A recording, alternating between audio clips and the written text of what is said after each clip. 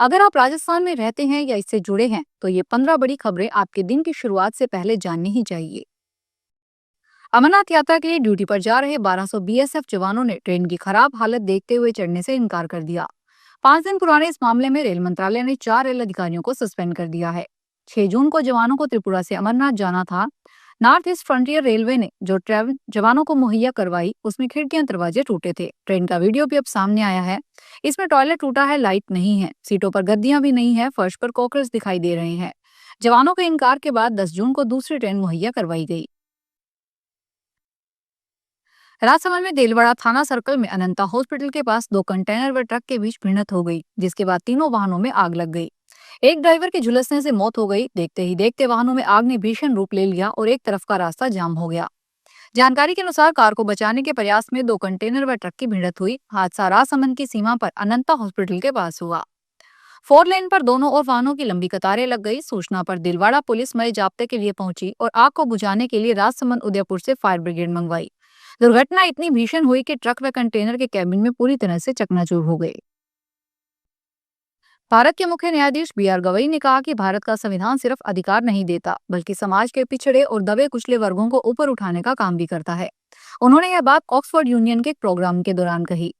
CGI ने कहा कि देश में जुडिशियल एक्टिविज्म की भूमिका बनी रहेगी, लेकिन इसे इतना नहीं बढ़ाना चाहिए कि यह न्यायिक आतंकवाद का रूप ले ले। झुंझुनू शहर में अनैतिक गतिविधियों पर रोक लगाने के लिए कोतवाली पुलिस ने एक बड़ी और सख्त कार्रवाई की है। 4 स्पा सेंटरों पर एक साथ दबिश दी। इस कार्रवाई में पुलिस ने मसाज की आड़ में चल रही अवैध गतिविधियों का भंडाफोड़ किया और मौके से 10 युवकों को हिरासत में लिया। यह अभियान कोतवाल हरजिंदर सिंह के नेतृत्व में चलाया गया। शहर में कुछ स्पा सेंटरों को लेकर पुलिस को लगातार गुप्त सूचनाएं मिल रही थी, जिनमें बताया गया कि मसाज के नाम पर इन स्थानों पर अनैतिक गतिविधियां संचालित हो रही है।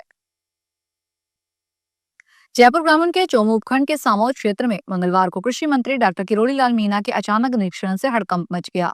मंत्री जब सामोद के ढेटा चाटा वाली गांव में एक अवैध खाद बीज फैक्ट्री के निरीक्षण के लिए पहुंचे तो संचालक ताला लगाकर मौके से फरार हो गया।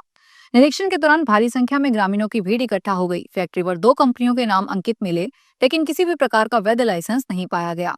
मंत्री ने बताया कि इस फैक्ट्री में बिना किसी लाइसेंस के बड़े स्तर पर कृषि उत्पाद तैयार किए जा रहे थे, जिनमें फोरेट जैसे प्रतिबंधित और खतरनाक रसायन भी शामिल है। जयपुर में पुलिसकर्मियों के लिए राहत भरी खबर आई है। राजस्थान रोडवेज ने सेमी डिलक्स बसों में भी पुलिस को कांस्टेबल से लेकर निरीक्षक स्तर तक के कर्मचारियों को फ्री यात्रा की सुविधा देने का निर्णय लिया है। अब तक यह सुविधा केवल एक्सप्रेस श्रेणी की बसों तक सीमित थी। नया आदेश 11 जून 2025 बुधवार को रोडवेज मुख्यालय ने जारी किया।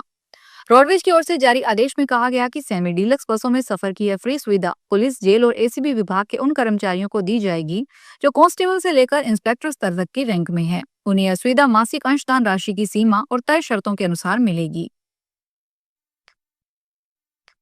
भ्रष्टाचार निरोधक ब्यूरो की टीम ने बुधवार को फलोदी में बड़ी कार्रवाई करते हुए एएसआई राधा कृष्ण और उसके सहयोगी वकील भैरा राम को रिश्वत लेते हुए गिरफ्तार किया। दोनों ने परिवादी को एक केस में बचाने के लिए रिश्वत मांगी थी। डीआईजी हरेंद्र कुमार महावर के निर्देश पर एसीबी के इंस्पेक्टर पदम पाल की टीम ने कार्रवाई को अंजाम दिया। सवाई माधोपुर के रणथंभौर दुर्ग में बागबागिंग के मूवमेंट को रोकने व दुर्ग में श्रद्धालुओं की सुरक्षा को सुनिश्चित करने के लिए 66 लाख की लागत से दुर्ग की क्षतिग्रस्त सुरक्षा दीवार का निर्माण होगा। रणथंभौर दुर्ग में टाइगर के मूवमेंट में पिछले 1.5 साल में हुए 3 हमलों के बाद अब सरकार ने सुध ली है।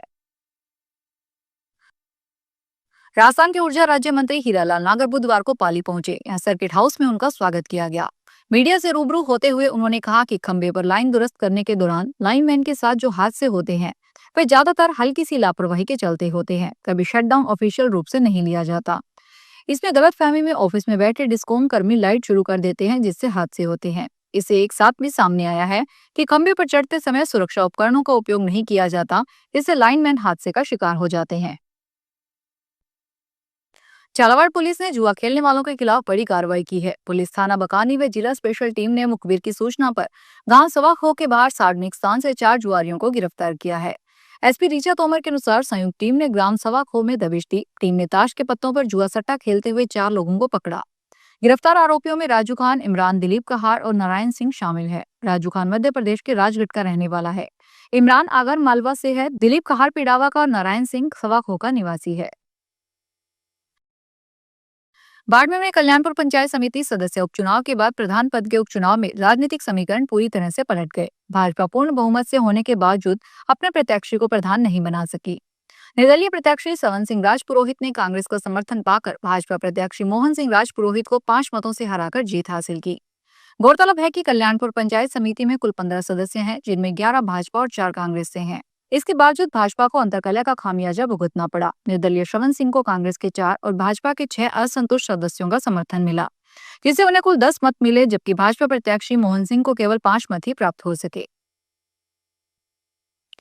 राजस्थान में जमीनों पर गिद्ध नजरें रखने वाले माफिया और दबंग लोगों ने भगवानों की जमीनों को भी नहीं छोड़ा। बड़ी बात यह है कि भगवान की जमीन पर जमे दबंग कब्जा खाली करने को तैयार नहीं। सरकारी मंदिरों की संपत्तियों को देखरेख करने वाले देवस्थान के अफसर भी लाचार हैं। वे विभागीय भूमि में कब्जे खाली नहीं करवा पा रहे हैं। प्रदेश और प्रदेश से बाहर देवस्थान विभाग के अधीन मंदिरों के नाम की संपत्तियों पर कब्जे लगातार हो रहे हैं और सरकार संपत्तियों को अतिक्रमण से मुक्त नहीं करवा पा रही है।